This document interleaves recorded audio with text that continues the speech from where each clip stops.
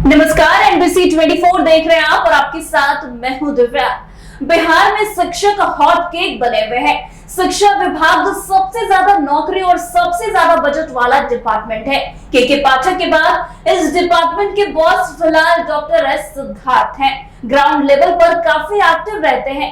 सक्षमता परीक्षा पास करने के बाद हजारों नियोजित शिक्षक अब विशिष्ट शिक्षक बन गए हैं। फिर उनके लिए ट्रांसफर, पोस्टिंग और ज्यादा सैलरी के रास्ते भी खुल गए, मगर ये रास्ता अब लंबा होता जा रहा है। सक्षमता परीक्षा पास करने के बाद हजारों शिक्षक ट्रांसफर, पोस्टिंग का इंतजार ही कर रहे हैं।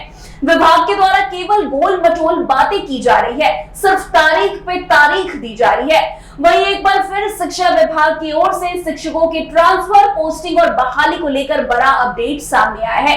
शिक्षा मंत्री सुनील कुमार ने एक बैठक में कहा कि शिक्षकों के ट्रांसफर और पोस्टिंग की प्रक्रिया 10 अगस्त तक पूरी की जाएगी। उन्होंने अधिकारियों को स्पष्ट निर्देश दिया है कि टीआरई 4 के साथ साथ विशेष शिक्षक, सक्षमता परीक्षा और अन्य सभी लंबित परीक्षाएं तय समय सीमा के भीतर पूरी की जाए। और शिक्षा विभाग ने ट्रांसफर, पोस्टिंग के लिए नई गाइडलाइन जारी की है। शिक्षकों को अपने वर्तमान स्थान या चॉइस पोस्टिंग के बीच की दूरी बतानी होगी। इसके अलावा उन्हें 3 विकल्प देने होंगे और 10 अनुमंडल का ऑप्शन खत्म कर दिया गया है।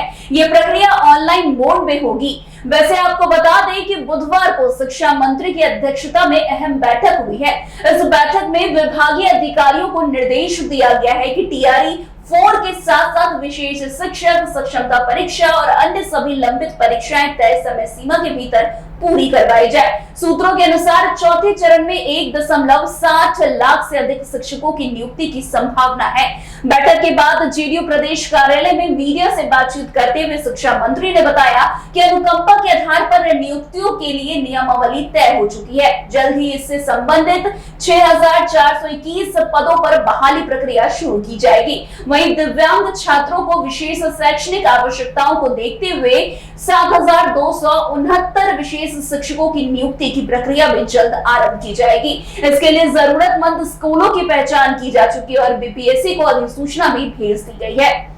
वैसे मार्च महीने में विधानसभा सत्र के दौरान शिक्षा मंत्री ने मई में टीआरई 4 की प्रक्रिया शुरू करने की घोषणा की थी, लेकिन महीने के अंतिम सप्ताह में भी अधिसूचना जारी नहीं हुई। अब उम्मीद की जा रही है कि मंत्री के निर्देश के बाद जल्द ही नोटिफिकेशन जारी होगा। वहीं बैठक में शिक्षिकाओं के मातृत्व आवश्यक से जुड़ी विसंगतियों को दूर करने के निर्देश भी दिए गए हैं। साथ ही राज्य भर के स्कूल और कॉलेजों को जमीन का रिकॉर्ड तैयार करने और स्कूलों के लिए भूमि बैंक बनाने की भी बात कही गई है। वैसे विधायक और विधान परिषदों के अनुकंपा के संबंधित मामलों को भी जल्द पूरा करने के निर्देश दिए गए हैं। वैसे शिक्षा मंत्री ने कहा है कि शिक्षकों के ट्रांसफर और पोस्टिंग से जुड़े मामलों को 10 अगस्त तक हर हाल में पूरा किया जाए। साथ ही सभी शिक्षकों को साल में 2 बार 1 सप्ताह की आवश्यक ट्रेनिंग शिक्षा एवं प्रशिक्षण संस्थानों में अनिवार्य रूप से दी जाएगी। बैठक में यह भी निर्णय लिया गया है कि स्कूल के सरकारी स्कूलों में संचालित छात्रावासों की स्थिति में सुधार किया जाए। सभी छात्रावासों की 4 दीवारी निर्माण को सुनिश्चित किया जाए ताकि सुरक्षा और सुविधा दोनों बेहतर हो सके। गौरतलब है कि बिहार में वर्तमान में सरकारी विद्यालय में करीब 6.5 लाख शिक्षक कार्यरत है।